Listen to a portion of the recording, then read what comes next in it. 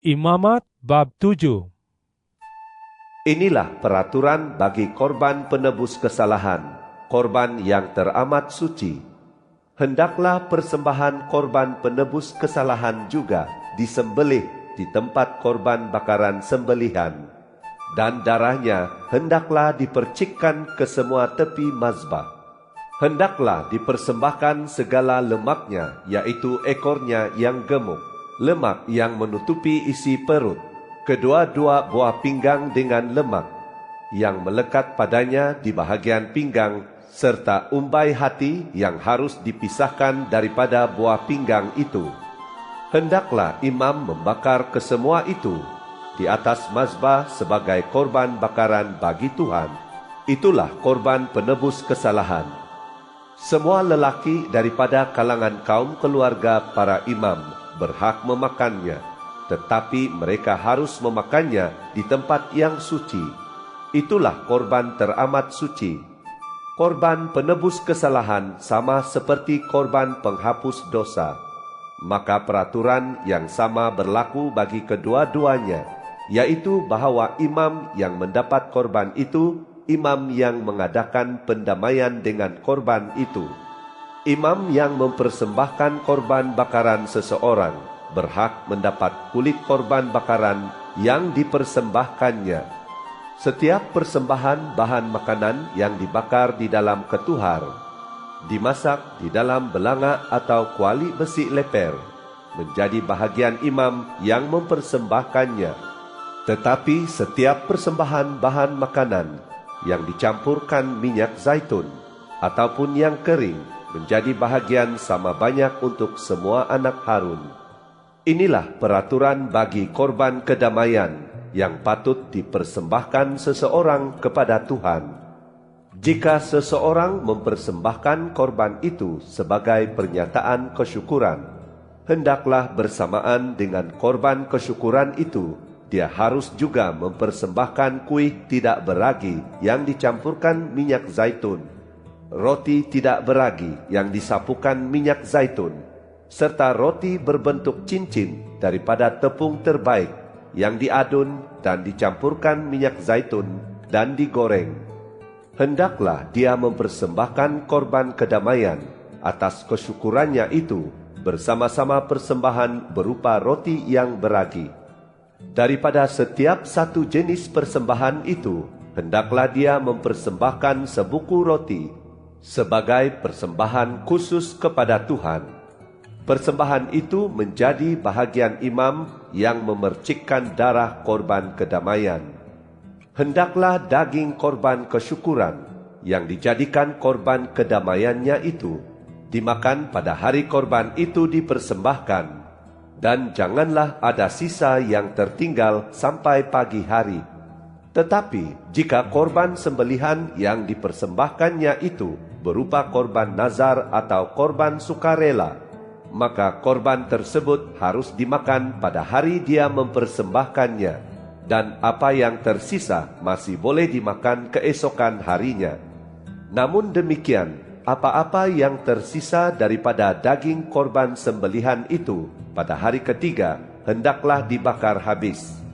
Jika ada bahagian daging korban kedamaian itu yang masih dimakan pada hari ketiga, maka orang yang mempersembahkannya tidak akan diterima dan korbannya tidak diambil kira. Korban itu dianggap jijik, dan barang siapa yang memakannya perlu menanggung padah kesalahannya. Daging yang tersentuh apa-apapun yang najis tidak boleh dimakan dan hendaklah dibakar habis. Daging korban yang secara istiadatnya suci boleh dimakan oleh semua orang yang suci. Akan tetapi, hendaklah disingkirkan daripada kalangan bangsanya seseorang yang dalam keadaan najis memakan daging daripada korban kedamaian yang dikhususkan untuk Tuhan. Jika seseorang menyentuh sesuatu yang najis, sama ada puncanya kenajisan manusia, haiwan yang najis, atau segala kejijikan yang najis, lalu dia memakan bahagian daging korban kedamaian yang dikhususkan untuk Tuhan, maka hendaklah orang itu disingkirkan daripada kalangan bangsanya. Tuhan berfirman kepada Musa, Beritahu orang Israel, jangan makan lemak apa-apapun daripada lembu, domba atau kambing, lemak daripada bangkai binatang yang mati biasa, dan lemak daripada haiwan yang dibunuh oleh binatang buas, boleh digunakan untuk apa-apa tujuan lain, tetapi jangan sekali-kali kamu memakannya. Sesiapa yang makan lemak daripada haiwan yang dipersembahkan sebagai korban bakaran kepada Tuhan, hendaklah disingkirkan daripada kalangan bangsanya.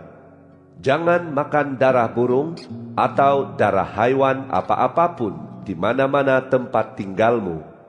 Sesiapa sahaja yang makan apa-apa darah, hendaklah disingkirkan daripada kalangan bangsanya. Tuhan berfirman kepada Musa, Katakanlah kepada orang Israel, orang yang hendak mempersembahkan korban kedamaian kepada Tuhan, hendaklah membawa kepada Tuhan sebahagian daripada korban kedamaiannya itu sebagai persembahannya.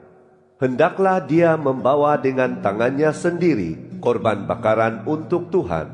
Hendaklah dia membawa dada haiwan itu beserta lemaknya, lalu dada itu diunjukkan sebagai persembahan unjukan di hadapan Tuhan.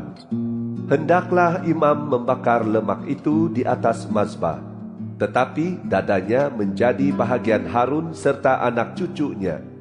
Hendaklah kamu memberikan paha kanan kepada imam sebagai persembahan khusus daripada korban kedamaianmu.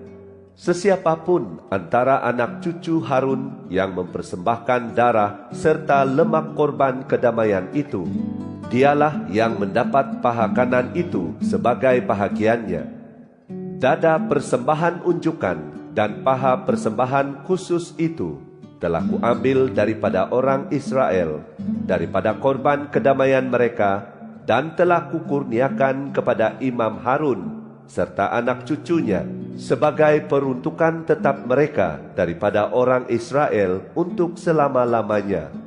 pada hari Harun serta anak-anaknya dibawa menghadap untuk menunaikan tugas sebagai imam untuk Tuhan, itulah bahagian Harun dan bahagian anak cucunya daripada korban bakaran untuk Tuhan. Pada hari Musa mengurapi dan mentabiskan mereka, Tuhan memerintahkan agar orang Israel memberikan bahagian itu kepada mereka, dan itulah peruntukan tetap untuk mereka selama-lamanya turun-temurun. Itulah peraturan tentang korban bakaran, persembahan bahan makanan, korban penghapus dosa, korban penebus kesalahan, korban pentabisan, serta korban kedamaian, yang Tuhan perintahkan kepada Musa di atas Gunung Sinai pada hari Dia menyuruh orang Israel untuk membawa persembahan mereka kepada Tuhan di daerah Gurun Sinai.